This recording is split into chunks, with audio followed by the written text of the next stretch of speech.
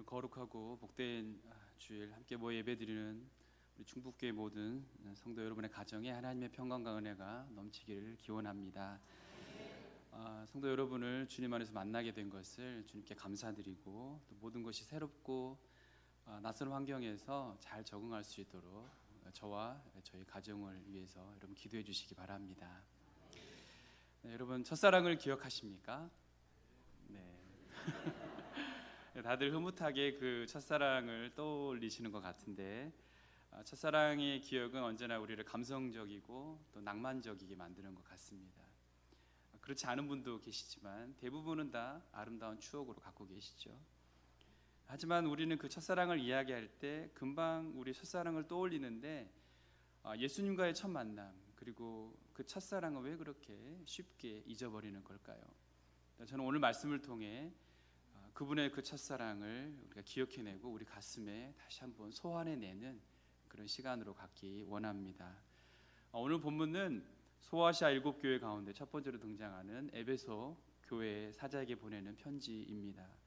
소아시아에 있는 교회 7, 에베소, 두아디라, 버가모, 서머나, 그다음에 사대, 빌라델비아, 그리고 마지막에 라오디게아 교회 7개의 교회에 각자 세워진 그 교회에 하나님께서 주님을 통해 보내주신 그런 편지의 내용입니다. 당시의 지도를 한번 보니까요, 교회와 교회 사이가 그렇게 멀지 않아요. 그래서 각각의 교회가 아무리 멀리 떨어져도 80km 정도 떨어져 있습니다. 그래서 비교적 가까운 거리에 있다고 말할 수가 있죠. 오늘날 차로 가면 약 1시간 정도 걸리는 그런 거리에 떨어져 있는 그 교회이기 때문에 굉장히 교회와 교회 사이가 가깝다고 말할 수 있습니다. 왜냐하면 당시에는 또 도로가 굉장히 잘 발달되어 있어서 교회와 교회가 서로 왕래하기에는 그렇게 별 어려움이 없었습니다. 그 중에 오늘 본문에 소개된 에베소 교회는 바울이 3차 전도 여행 때 개척한 교회입니다. 이 3년 동안 눈물과 기도로 세운 교회가 바로 에베소 교회입니다. 사도행전 19장에 보시면 바울과 일행이 어떻게 에베소 교회를 개척했는지 그 개척 스토리를 자세히 소개해주고 있습니다.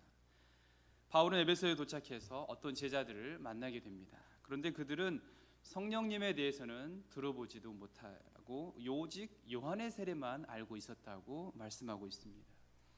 바울이 말씀과 더불어서 세례를 베풀고 그들에게 안수하자 성령님이 강하게 임하셨습니다. 이때 방언도 하고 예언도 하게 됩니다. 그때 성령의 역사를 체험한 사람이 12명이었습니다. 에베소 선교의 출발이 꽤 좋았다고 말할 수 있습니다. 곧이어 바울과 일행은 회당에 들어가 복음을 담대하게 전합니다. 석 달 동안 강론을 하고 정말 힘을 다해 복음을 전했지만 강력한 장벽을 만나게 됩니다. 아무리 말씀을 전해도 마음이 굳어버린 유대인들이 바울과 일행의 복음 전하는 것을 가로막게 된 것입니다. 안 믿어지면 그냥 회당에 안 나오면 되는데 바울과 일행을 비방하고 또 복음 전하는 사역을 적극적으로 방해한 것입니다. 얼마나 반대가 심했으면 결국 그곳을 떠나 두란노 소원으로 자리를 옮겨서 그곳에서 복음을 전합니다. 그런데 옮긴 곳에서 복음의 능력이 나타났습니다. 성령님이 역사하시니까 바울을 통해 많은 병자가 낫게 된 것입니다. 심지어 손수건이나 앞치마를 바울의 몸에 댔다가 아픈 사람에게 얹으면 그 병이 낫기도 하고 귀신이 떠나가는 놀라운 일들이 일어난 것입니다. 이것을 본 마술사들이 성령의 역사를 흉내내다가 악귀 들린 사람에게 짓눌려 벗은 몸으로 도망가는 그런 웃지 못할 일들도 있었습니다. 이 일을 계기로 에베소에 활동하던 많은 마술사들이 자진해서 은 5만이나 되는 마술책들을 모아다가 불살라버리는 놀라운 영적 승리를 거두게 됩니다. 사랑하는 여러분, 이 사건에서 우리는 무엇을 알 수 있습니까? 진리의 말씀이 그들 가운데 임하니까 거짓과 속임수의 악한 영이 떠나가게 된 줄 믿습니다. 이처럼 바울의 전도 여행에 다양한 일들이 많았던 지역이 바로 에베소 지역입니다. 특별히 에베소는 로마의 행정구역이었지만 자유도시로 편입되었습니다. 그래서 상업과 무역이 굉장히 발달된 지역이었습니다. 당시 에베소의 웅장함과 화려함을 보여주는 건축물 두 개가 있는데요. 하나는 원형 대극장이고 하나는 아데미 신전입니다. 여행을 가보셨거나 사진을 통해 보신 분은 아시겠지만 당시 원형 극장의 크기가 무려 좌석이 24,500석이었다고 합니다. 지금의 경기장과 비교해도 그리 손색이 없을 정도로 어마어마한 건물이었습니다. 또 아데미 신전은 길이가 무려 130m, 높이의 20m 기둥이 127개나 세워진 그런 신전이었는데 에베소의 우상 숭배가 얼마나 극심했는지 이것을 통해 알 수 있습니다. 이렇게 발전되고 화려한 그곳에 그리고 성령의 역사와 사탄의 방해 속에 사건 사고도 아주 다양하게 일어났던 그곳에 바울 사도가 3년간 눈물과 기도로 개척한 교회가 바로 에베소 교회입니다. 이런 배경 속에 세워진 에베소 교회는 소아시아 지역의 이 교회 중에 처음으로 세워진 교회로 그 교회를 통해 적어도 사도 요한이 순교할 때까지, 사망할 때까지 그 교회는 순결했고 또 주님과의 첫사랑의 열정이 아주 가득한 교회였습니다. 오늘 본문 2절부터 보시면 주님께서 에베소 교회에게 하셨던 칭찬의 내용이 나오고 있는데요.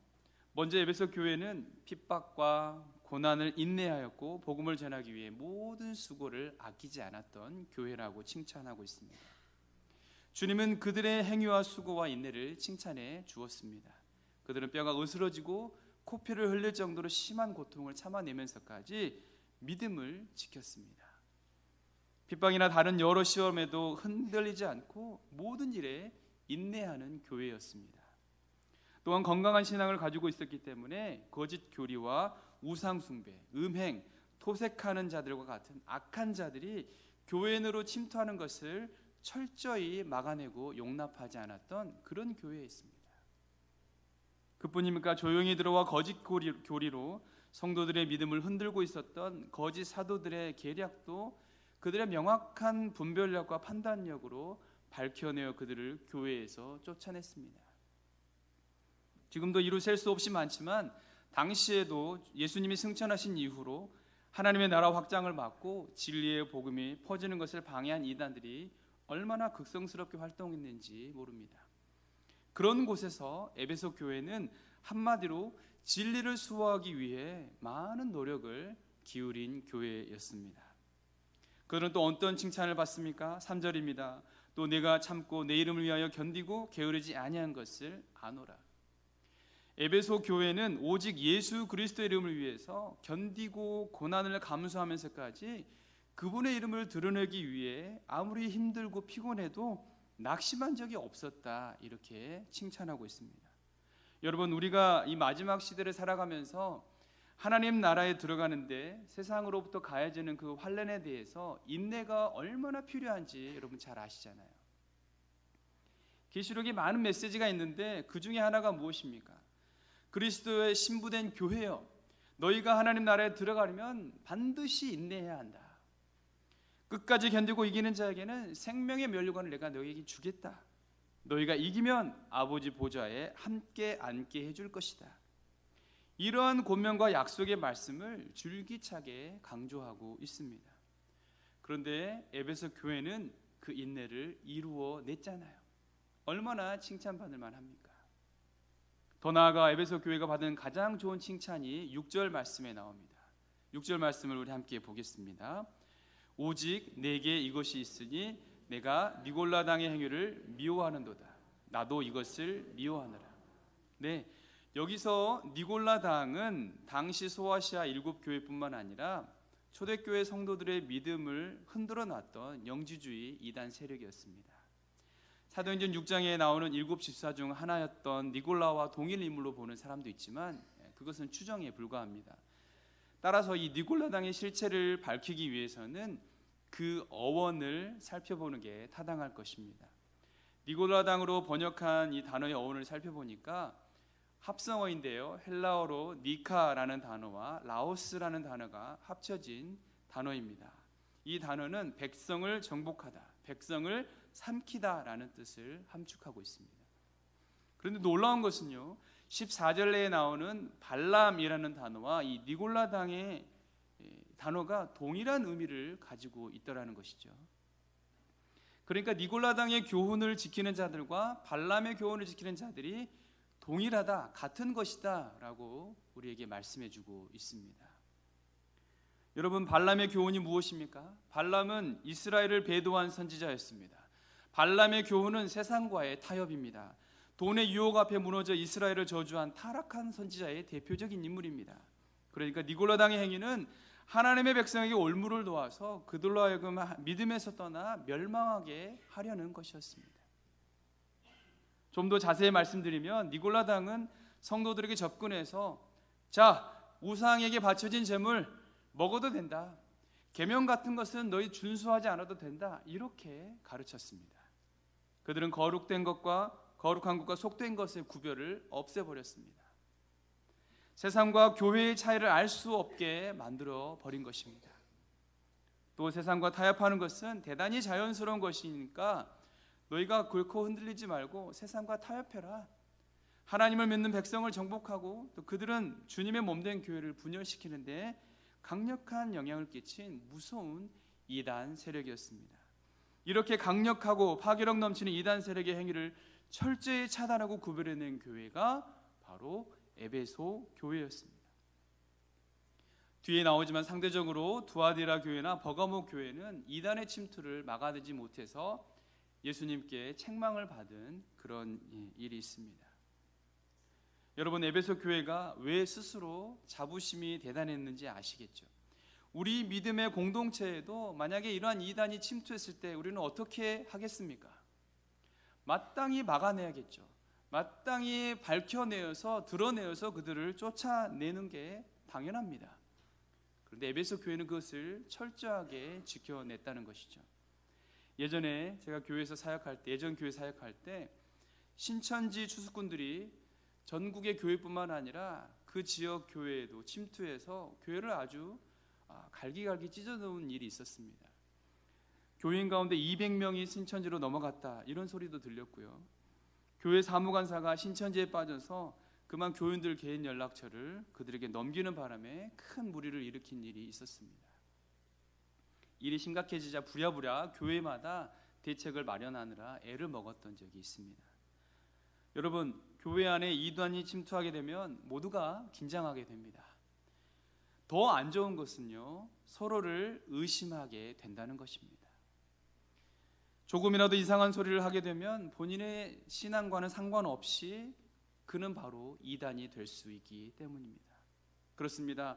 에베소 교회의 칭찬이 곧 책망으로 이어진 것은 바로 이러한 원인들이 있었다는 것입니다. 이단 세력을 검증하여 색출해내고 그들을 교회에서 출교시키기 위해서 그들은 서로를 의심하고 또 의심할 수밖에 없었습니다. 모두가 색안경을 끼고 새로 들어온 사람이나 혹은 약간 다른 행동을 하는 사람들을 정죄하고 판단하기에 이르렀다는 것이죠. 사랑하는 성도 여러분, 에베소 교회는 이렇듯 탁월한 장점에도 불구하고 치명적인 잘못을 범했습니다. 에베소 교회를 향한 주님의 책망이 무엇입니까? 우리가 4절 말씀인데요, 다 같이 보시겠습니다. 그러나 너를 책망할 것이 있나니 너의 처음 사랑을 버렸느니라. 에베소 교회는 바울 사도가 3년이나 눈물로 그리고 기도로 목회한 교회입니다. 그들은 하나님을 순수하게 사랑하고 헌신하였습니다. 주위 아시아 7교회를 세우는데 어머니 교회로서의 역할을 잘 감당한 교회였습니다. 그랬던 에베소 교회가 주님께 책망받은 내용은 처음 사랑을 버렸다 이거였습니다. 여기서 너의 처음 사랑이라는 헬라어 원문에 빠져있는 부분이 있는데요, 원문에는 정관사가 붙어 있습니다. 따라서 너의 처음 사랑은 너의 그 첫사랑으로 번역할 수 있습니다. 너의 처음 사랑보다 너의 그 첫사랑이 조금 더 우리에게 강렬합니다. 에베소 교회가 버린 것이 바로 그 첫사랑이었다는 것이죠.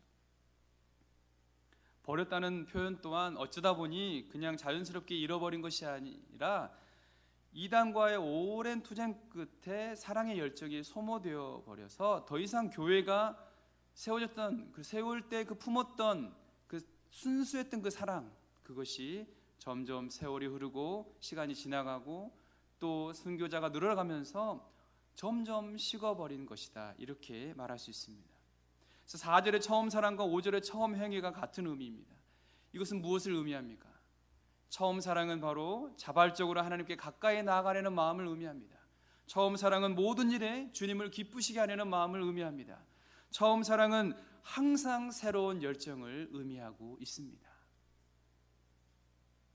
그런데 지금 어떻게 되었다는 얘기예요? 바로 이단들과의 오랜 투쟁 때문에 그 열정이 모두 소멸되고 말았다는 것입니다. 에베소 교회는 진리를 수호하고 수고와 인내로 주님께 칭찬받는 교회였습니다. 그럼에도 불구하고 그들의 행위는 무엇이 빠진 행위였다는 것이에요? 바로 그 첫사랑이 결여된 행위였다는 겁니다. 진리를 수호하는 일은 완벽히 해냈지만 그 진리를 지켜내는 목적이 사랑이었다는 사실을 그들은 잃어버린 것입니다. 여러분, 이 사랑은 어떤 사랑을 의미합니까? 정말 완전하고 완벽하고 절대적이면서 세상 어떤 사랑과도 비교할 수 없는 바로 그 사랑, 십자가의 사랑인 줄 믿습니다. 사랑하는 여러분, 우리의 절대적인 사랑의 출발점이자 종착점이 무엇입니까? 바로 십자가 아닙니까? 십자가를 제외하고 사랑을 논할 수 있습니까? 바울 사도가 고린도 교회에 강조한 교훈이 무엇입니까? 모든 사역을 훌륭하게 해내고 교회의 부흥과 성장을 이루며 선한 영향력을 끼쳐도 가장 기본이 되는 사랑이 빠진 교회는 아무 소용이 없다는 것입니다. 그러므로 그들에게 요구되어야 할 것은 믿음이나 어떤 신학적인 정통 교리가 아니라 바로 그 첫사랑이라는 것입니다. 처음 사랑이어야 했다는 것입니다. 그 첫사랑이어야 했습니다. 사랑하는 성도 여러분, 여러분은 그분의 그 첫사랑을 지금도 간직하고 있습니까? 정말 하나님을 순수하게 만나서 내 모든 열정과 헌신을 쏟아부어도 아깝지 않았던 그 사랑을 간직하고 계십니까? 그렇다면 그 첫사랑의 순수했던 모습을 한번 떠올려 보시기 바랍니다. 지금도 그 사랑이 내 가슴에 타오르고 있는지를 생각해 보시기 바랍니다. 아니라면 오늘 에베소 교회에게 책망하신 주님의 음성을 들으시기 바랍니다. 그리고 나에게 주셨던 그 첫사랑의 감동과 은혜가 내 삶을 다시 채워가도록 간절히 사모하시기 바랍니다. 그 사랑을 좀 더 구체적으로 표현한 말씀이 오늘 함께 읽은 아가서 8장 6절에서 7절 말씀입니다. 이 아가서는 솔로몬 왕자와 술람미 여인 간의 사랑의 편지 형식으로 주어진 노래로 이렇게 주고받은 내용입니다. 솔로몬 왕자는 신랑 되신 예수 그리스도를 상징하고요, 술람미 여인은 그분의 정결한 신부된 우리 교회된 우리를 상징하고 있습니다. 그리고 그러니까 예수님과 우리 사이에 나누는 그런 사랑의 노래라고 이야기할 수 있습니다. 그런데 오늘 읽은 8장의 본문 말씀은 아가서 마지막 부분에 기록되어 있는 8장의 말씀은 이 솔로몬 왕자가 술람미 여인에게 보낸 내용이 아닙니다. 대부분 솔로몬 왕자가 술람미 여인에게 보낸 사랑의 노래로 알고 있는데 오히려 그 반대입니다. 바로 술람미 여인이 그토록 애타게 기다리는 솔로몬 왕자에게 보내는 간절한 사랑의 고백입니다. 감동을 좀 드리기 위해서 새번역 성경으로 읽어드리겠습니다. 자막을 준비했어야 되는 건데 제가 아직 시스템을 잘 몰라서 새번역 성경을 적어왔습니다.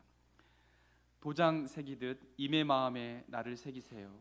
도장 새기듯 임의 팔에 나를 새기세요. 사랑은 죽음처럼 강한 것, 사랑의 시샘은 저승처럼 잔혹한 것, 사랑은 타오르는 불길, 아무도 못 끄는 거센 불길입니다. 바닷물도 그 사랑의 불길을 끄지 못하고 강물도 그 불길을 잡지 못합니다. 남자가 자기 집 재산을 다 바친다고 사랑을 얻을 수 있을까요? 오히려 웃음거리만 되고 말겠지요. 네. 정말 위대한 고백이며 정말 사랑에 대한 정확한 정의입니다. 이 위대하고 놀라운 정의를 술람미 여인이 노래한 것입니다. 정말 하루 종일 뙤약볕에서 시커멓게 그을린 그 피부를 가지고 계달의 장막처럼 거칠고 갈라져 버린 그 피부로, 또 그야말로 노동으로 단련된 그 근육질의 여인이 바로 솔로몬 왕자를, 자기를 아낌없이 그리고 아무런 조건 없이 무작정 사랑해준 그 솔로몬 왕자를 향해서 내가 당신을 이렇게 사랑하고 있습니다라고 고백한 내용입니다. 무슨 이야기입니까? 사랑에 대한 위대하고 완벽한 정의는 우리를 위해 독생자를 이 땅에 보내주시기 위해 아낌없이 그분을, 그 아들을 보내주신 하나님께서 내리시는 것이 어쩌면 당연합니다. 그리고 당신의 목숨을 십자가에서 죽음으로 우리에게 사랑을 해주신다는 것을 증명해 보이신 예수 그리스도께서 그 사랑에 대해서 정의하는 것이 당연합니다. 그러나 하나님은 그렇게 하지 않으시고 그 놀랍고 위대한 사랑을 일방적으로 받은 주님의 몸된 교회인 우리를 통해 고백하게 하신 것입니다. 그 사랑의 정의가 무엇이라고요? 바로 사랑은 죽음처럼 강한 것이라는 겁니다. 무슨 말입니까? 죽음은 아무도 피할 수 없습니다. 죽음은 절대적인 것입니다. 안타깝고 잔인한 이야기지만 우리의 자녀가 엄마의 뱃속에서 잉태하는 순간부터 그 아이는 죽음이 시작된다는 것입니다. 우리의 삶이 시작되면서 우리 모두 죽음을 향해 가고 있습니다. 죽음은 필연적인 것입니다. 죽음은 누구도 피해갈 수가 없는 것입니다. 그렇습니다. 슐라미 여인이 사랑이 무엇인지 알게 되었을 때 그의 입에서 터져나온 고백이 무엇입니까? 바로 사랑은 죽음처럼 강하다라는 것이었습니다. 사랑하는 성도 여러분, 주님의 사랑은 이처럼 절대적인 것입니다. 우리 중에 이 사랑을 피해갈 사람은 아무도 없습니다. 하나님이 주시기로 결정하시고 또 작정하신 그 사랑을 전능하신 그분의 열심이 이곳에 모인 우리 중 누구도 비켜갈 수 없게 하신다는 사실입니다.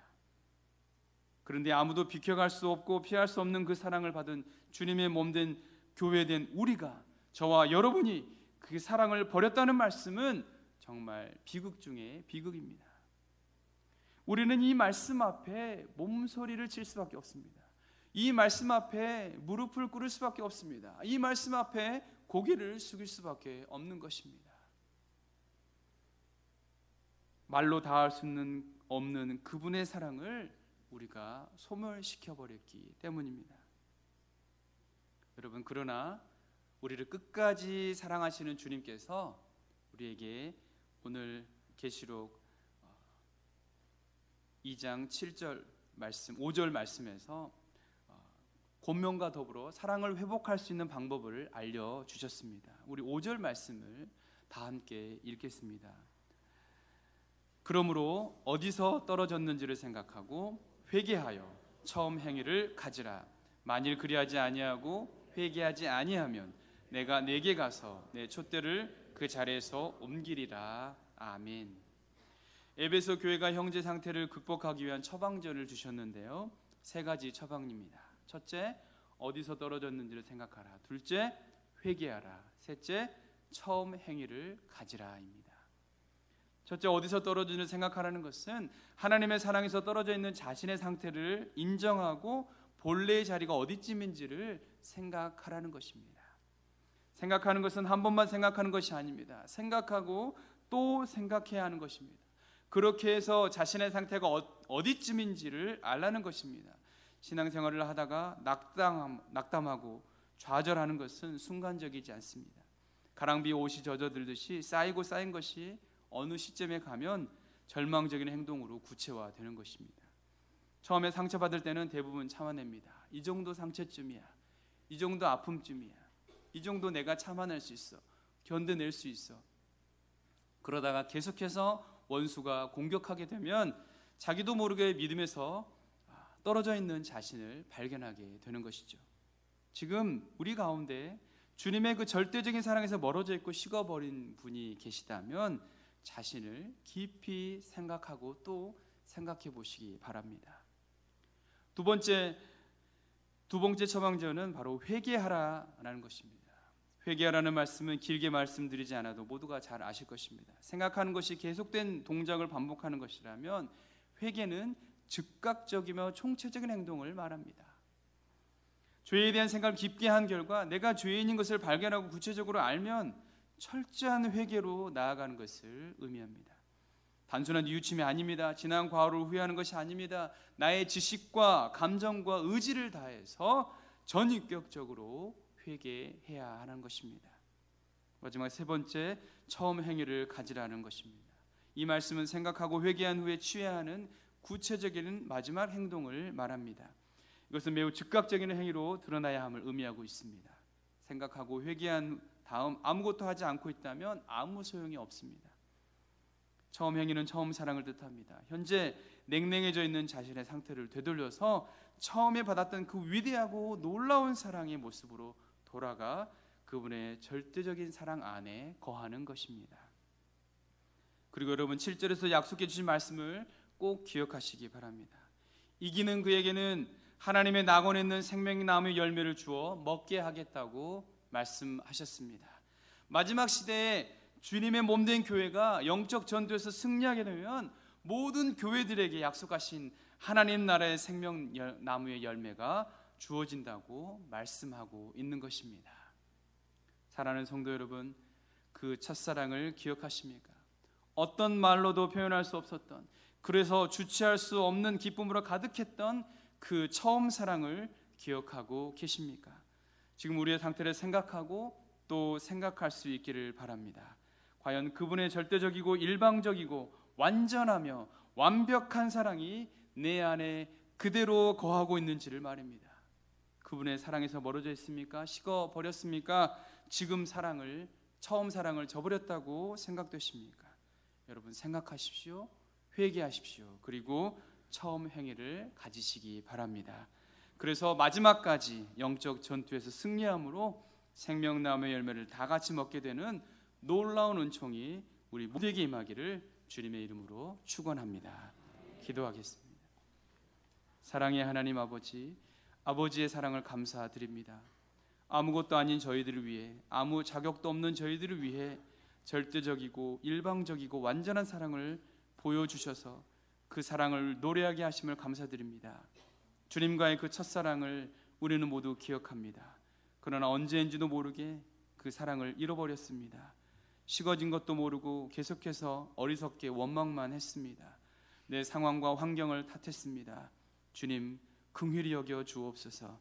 주님은 그대로인데 저희가 변덕이 심하여 자꾸 다른 데에 우리의 시선을 빼앗기고 말았습니다.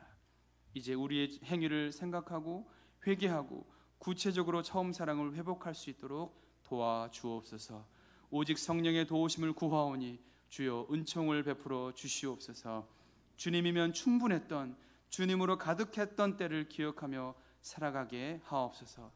그래서 우리가 살아가는 동안 하나님과의 첫사랑을 지키며 끝까지 이기는 자가 되어 하나님 나라의 생명나무 열매를 함께 먹는 축복을 받을 수 있도록 인도하여 주시옵소서.